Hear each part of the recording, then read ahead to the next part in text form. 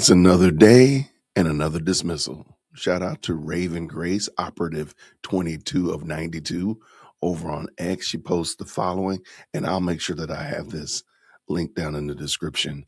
She wants the case dismissed and Harpole to pay her attorney and court costs. This is crazy, but we knew it was coming. So I'm about to post the document.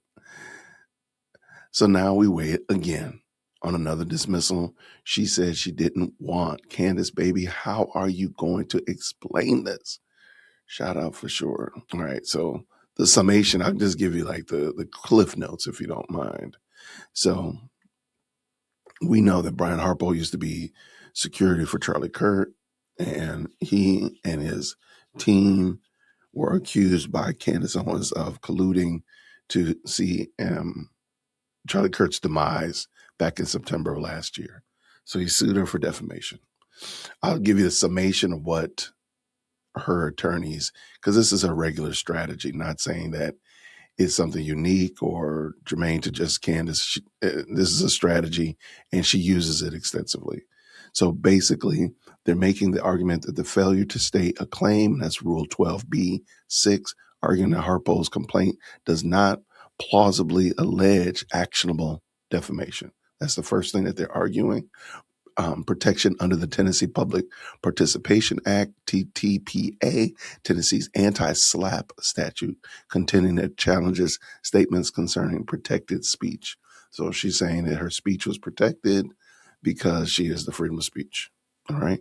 And then the third claim that they're making, partial motion to strike, asking the court to remove portions of the complaint and that are legally improper or immaterial. Those are the major claims that they're making. So we got the introduction here. We know where that's going. We know where that came from. So let's keep jumping through. Here are the legal standards, and those are kind of what I was explaining earlier.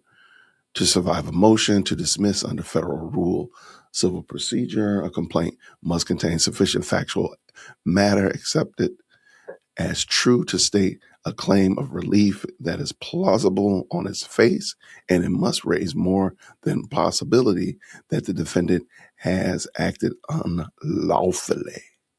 Okay. And basically they're saying that, look, Candace didn't say enough in the summation. She ain't saying enough, which I think is crazy work. How much more does she need to say? But let's keep going. And of course, to give all the different codes that they're going to refer back to. I just think it's wild that they want legal fees, which is crazy. All right, so now I'm talking about the did I miss it? I did. All right. So I'm going to make sure we leave this link down in the description as well. Each challenge statement is non-actionable opinion, rhetoric, hyperbole, or question incapable of defamatory meaning. I was just asking questions. She was just asking questions, Judge. You can't slap her down with that, Judge. She was just asking questions.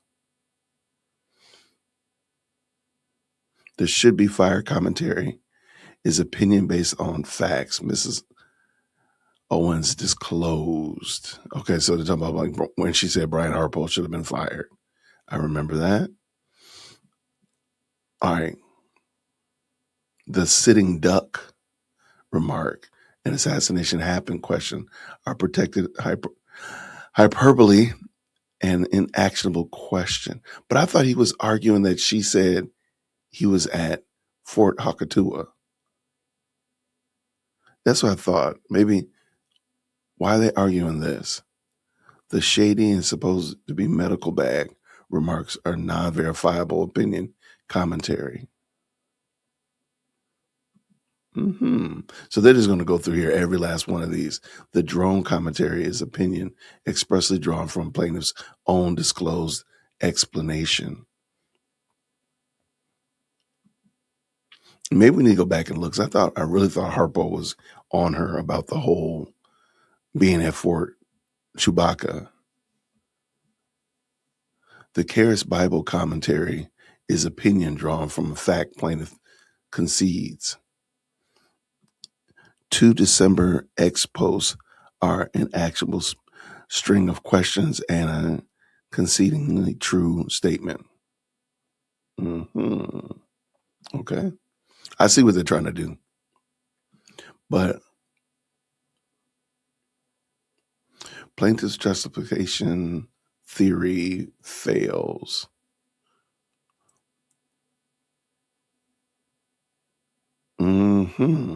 Okay, I'm just scanning through these, just kind of getting the high points. And of course, we'll probably come back. We'll probably look and tap Nick Brooks or someone like that to come on and talk about it. Plaintiff's central theory that Mrs. Owens portrayed him as professionally unfit is inactionable opinion.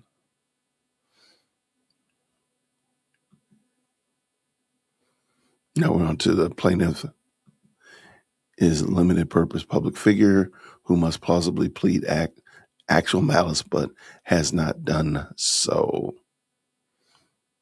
I know they're going to say something about him going on the Sean Ryan show and making that a big deal out of him going on the Sean Ryan show. Yeah, right there. Yep, Sean Ryan, I knew it. Yep, so because he went on the Sean Ryan show, that's what they're going to say, he's a public figure. Plaintiff's central theory that Miss Owens portrayed him as professionally unfit is inactionable. I just said that.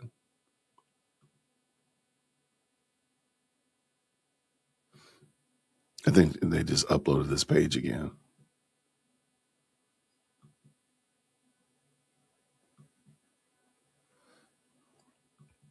I want to see what their reliefs are. What do they want done? I'll read through that one. If I'm plaintiff's civil conspiracy and aiding and abetting claims fail as a matter of law. Okay. I want to get to the actionables and then we'll finish up from here. And I'll leave this down here and we'll probably end up going through it again. All right. So asking him, so plaintiff's retraction demand is unconstitutional. She's going with the First Amendment. So you can just say whatever you want to say in the First Amendment, apparently. Prior restraint is unconstitutional, which is, again, you can just do whatever. In her mind, she can do whatever. Here we go. Conclusion. This is what they want. For this foregoing reason, Owens' defendants respectfully request the court to grant the motion to dismiss. We got that. And dismiss counts 1 through 6 of the complaint with prejudice. Grant the Tennessee Public Participation Act petition to dismiss and dismiss court counts 1 through 6 of the complaint with prejudice under Tennessee Code. Award the Owens defendants court costs, reasonable attorney fees, and discretionary costs. Wow. Under section, we got that section right there. Strike plaintiff's false light claim. Strike impotent and immaterial allegations concerning the First Lady of France, the Iran war, the Israeli Prime Minister, Bibi Netanyahu. How in the world did that get involved in this? Dismiss plaintiff's demands as unconstitutional injunctive relief. Interesting. Okay, we definitely got to go back. We'll have to go back and figure out how did France and Iran get brought into this? This is absolutely amazing. And this is the same woman, man. She says she can't wait for discovery, but every time she gets an opportunity, she's going to file for dismissal. Every time she gets an opportunity, she files for dismissal, but she cannot wait for discovery. Maybe discovery means something different. I don't know. Anyway, I just want to give you all this little quick summary. We'll go back over it later on for sure. Probably do that later on tonight. But thank you so much. I appreciate y'all. And until next time, grace and peace. Thank you so much for tuning in to another episode of the JWhit Podcast. If you enjoyed today's show, please do me a favor and hit me up with that 3-piece special. Like the video, subscribe, and of course, share it with somebody who would also enjoy this type of content. And make sure you leave a comment because I do pin the best comments to the top. So thank you so much for tuning in today. And until next time, everybody, Grace and peace.